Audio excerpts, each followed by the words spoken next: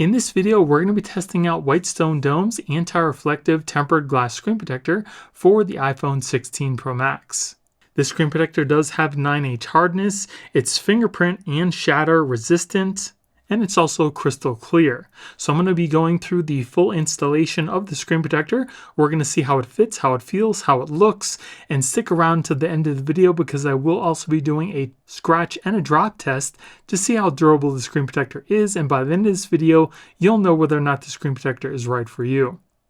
So it looks like we get an installation guide, we get our installation packet, and we get one clear tempered glass screen protector. So the first thing we need to do is to thoroughly clean off our screen with the alcohol wipe. Then we'll dry it off. Then you can remove any dust with the included dust sticker. Then take your installation guide, making sure where it says top, that goes towards the camera on your phone. Just press this into place. Then take your screen protector, making sure that the top little round portion here is going towards the camera on your phone. Just press this back so the screen protector pops up. And then place this down inside the guide.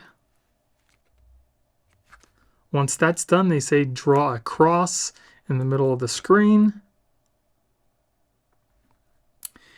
The bottom portion of the screen protector is not going down because it's stuck on the bottom of the guide here. So what I'm going to do is I'm going to press my fingers on the top here and then lift up on the guide, and it should adhere to the rest of the phone, as you can see it's doing right now.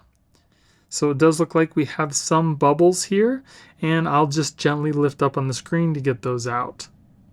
Alright, so installation was pretty easy. I do have a little bubble in the top right hand corner that I wasn't able to get out, but the majority of the other bubbles I was able to get out just by very gently lifting up on the screen.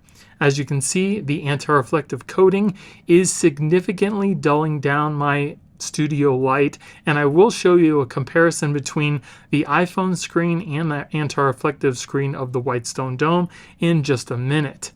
But as you can see, it is a full coverage screen protector. We also do have a little cover for our speaker grill on the top. As far as touch, feels nice and smooth, just like the glasses on the phone. As far as fingerprints goes, it does pick up some fingerprints on the screen, but you can very easily just wipe those away. Not a problem. The edges are also rounded off, so that feels pretty good. So now let's test out our Face ID. Face ID is working perfectly fine. As you can see, the screen is crystal clear. And even with that anti-reflective coating, you can still see what's on the screen even with that studio light. Touch is working perfectly fine. So now let's see what the screen looks like as if you're looking at it through polarized sunglasses. And as you can see, there's only a very subtle rainbow effect, which is excellent. So if you like to wear polarized sunglasses, this is definitely going to be a good screen protector for you.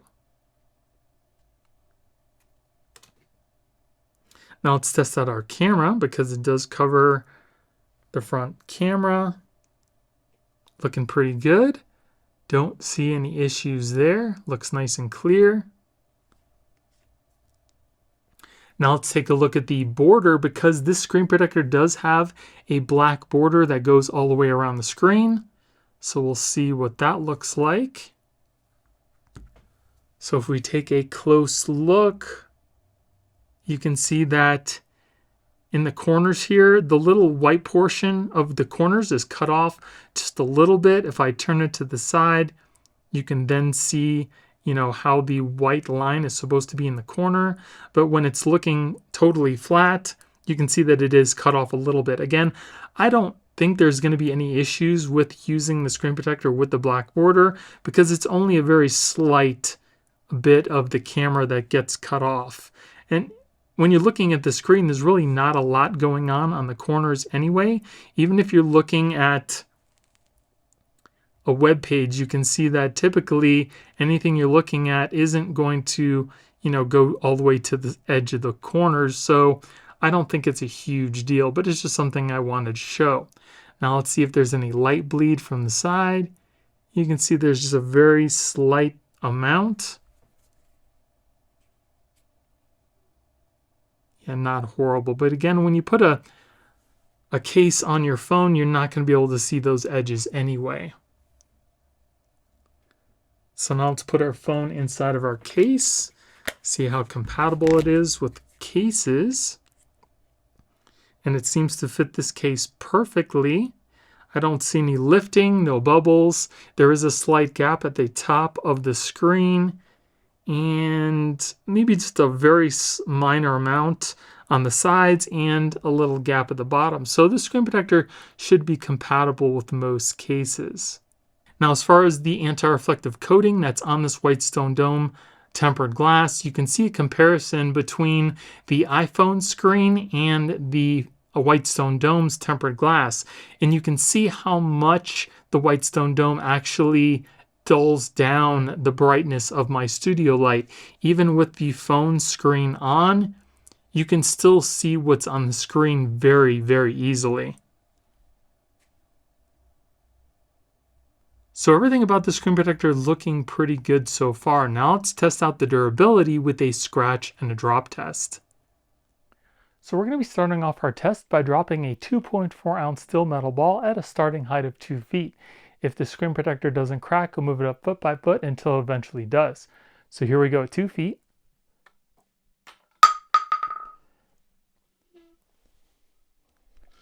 Here we go at 3 feet. 3 feet. So this screen protector lasted up until a 3-foot drop, and now let's move on to the scratch test.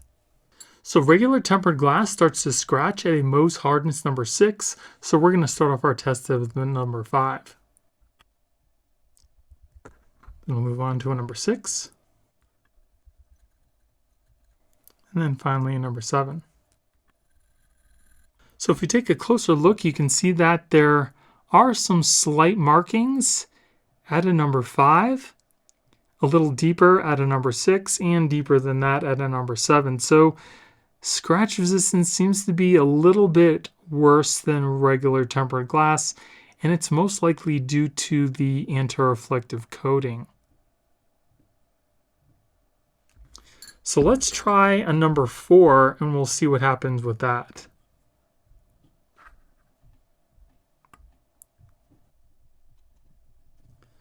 So I did the number 4 test, yeah, right over here, and you can see that it still makes a mark. So it must be something with the anti-reflective coating. So installation for the screen protector was really easy. It also does seem to be case friendly.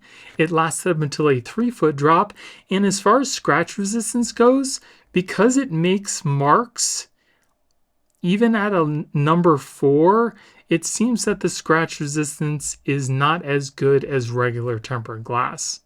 So some positives for this tempered glass is the anti-reflective coating works really well. It actually might work a little bit better than some of the other anti-reflective coatings that I've tested on other tempered glass. It really does seem to dull down my studio lights, and I'm sure it does the same thing with sunlight as well. And if you're going to be using polarized sunglasses, this is another really great tempered glass screen protector to use because it really doesn't show any rainbow effect either. But the one major downside that I see for this tempered glass screen protector is it does seem to scratch much easier than other regular tempered glass. But either way, the screen protector will protect your phone screen from getting scratches and from minor drops. So if you guys do want to pick this screen protector up, I will be putting product links in the video description. And if you guys enjoyed the video, it would really help out the channel if you gave me a thumbs up and consider subscribing. Thank you all for watching. I hope you have a great day, and I'll see you in the next one.